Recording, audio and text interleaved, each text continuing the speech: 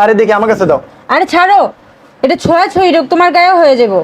আর নিজের অবস্থা একবার দেখছো, নিজের কেমন করে রাখতেছো? পেট বাইরে যাইতেছে, চুল পড়ে যাইতেছে।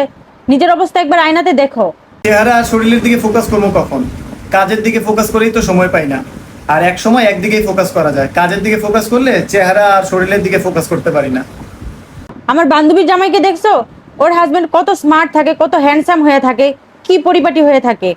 তোমারে না করছিলাম তোমার বান্ধবীর বাসায় যাইতে, বান্ধবীর বাসায় গিয়ে এই অ্যালার্জির রোগটা নিয়ে আসছো। দাও আমার কাছে। হ্যাঁ বল, কেমন আছিস? ভালো না রে, আমার অ্যালার্জি হয়েছে দেখে আমার হাজবেন্ড বাসা থেকে বের করে দিছে, যেন ওর গায়ে না যায়। আচ্ছা ঠিক আছে, আমি তোর সাথে একটু পরে কথা বলতেছি। কি ব্যাপার, বান্ধবীর কথা শুনে মন খারাপ হয়ে গেল যে? না, খারাপ ওর জন্য লাগতেছে না। আসলে আমি আজকে বুঝতে পারছি যে বাহিরের সৌন্দর্য আর ভিতরের সৌন্দর্যের মধ্যে পার্থক্য আছে। আমার বান্ধবীর জামাই এত পরিপাটি, এত স্মার্ট হয়ে থাকে, তারপরেও দেখেন আমার বান্ধবীর আজকে অ্যালার্জি হয়েছে দেখে ঘর থেকে বের করে দিয়েছে, যেন ওর শরীরে অ্যালার্জি না হয়ে যায়। আমি এইটাই ভাবতেছি যে একদিকে ওর হাজবেন্ড অ্যালার্জির জন্য ওকে ঘর থেকে বের করে দিচ্ছে, আর আপনি আমার অ্যালার্জি দেখে আমার সেবা করতে আসছেন।